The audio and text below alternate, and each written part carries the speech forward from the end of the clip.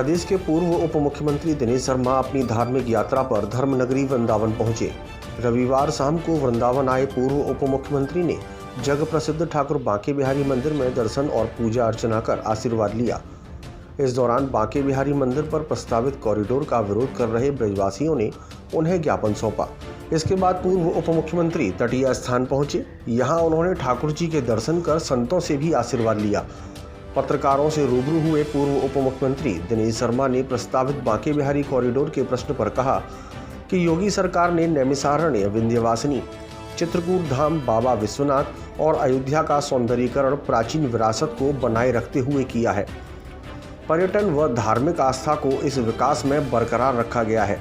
किसी भी व्यक्ति को कष्ट न हो, यह सरकार की प्राथमिकता में रहता है। मुख्यमंत्री स्वयं संत है।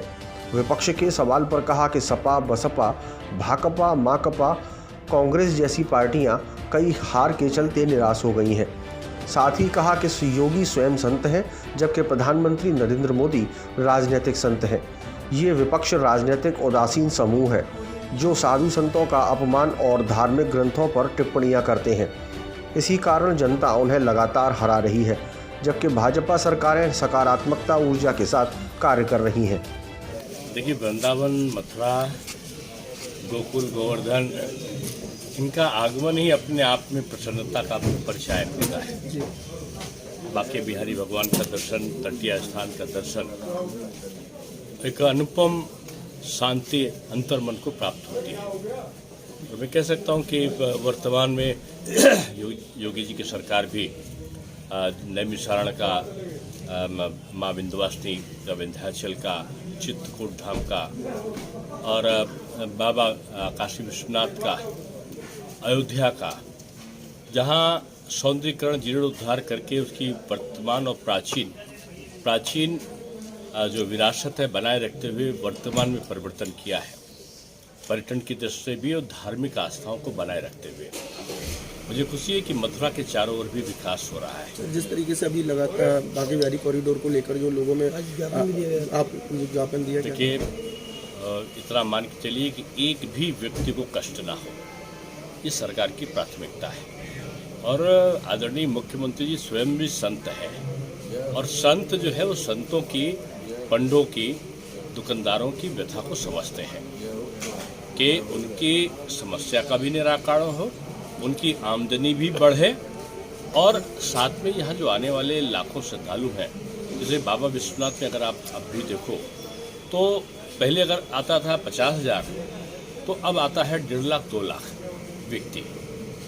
आने से पर्यटन का भी बढ़ेगा, लोगों की आमदनी भी बढ़ेगी और लोगों को श्रद्धा का जो आस्था है उसको पूरा करने में आसानी भी होगी। मुझे लगता है कि मथुरा, वृंदावन का पौराणिक महत्व को बनाए रखते हुए और जो भी विकास इसका हो सकता है वो सरकार सबसे बात करके, सबके विचार विमर्श करके, सबसे सलाह लेकर वो कर भी रही है, आगे भी करेगी। इस तरीके से सपा भारतीय जनता पार्टी को लगातार घेरे जा रही है, क्या कहेंगे? अब वो हताश हैं, निराश हैं, अवसादग्रस्त हैं और जनता उनको बार बार नकार रही है। उनको हारने का अभ्यास डालना चाहिए। वो हारने का अभ्यास डालने के बजाय अपने शासनकाल का को याद करके सपना देखते हैं। वो सपना पूरा नहीं होने वाला है, क्योंकि योगी जी के रूप में एक संत नेतृत्व कर रहा है, मोदी जी के रूप में केंद्र में प्रधानमंत्री भी एक राजनीतिक संत के रूप में हैं। तो जनता के प्रति जवाबदेही भाव से और एक जिसको कहें निर्लिप्त भाव से काम कर रहे हैं। तो अब ये जो राजनीति के उदासीन एक समूह है, सब एक मन होने की कोशिश करते हैं और बेमन से एक मन होते हैं और फिर उनका मन टूट जाता है जब जनता उनको नकार देती है। वो कभी धर्म ग्रंथों का जलाने लगते हैं, कभी साधु संतों का अपमान करने लगते हैं, कभी परिंदा पर नहीं मारेगा श्री राम जन्मभूमि को कहने लगते हैं, कभी साधु संतों पर अपशब्दों का प्रयोग करते हैं। तो ये उनकी एक तरीके से उनका कहना चाहिए कि उनका जो हारने का क्रम है वो उनको व्यथित बनाए हुआ है।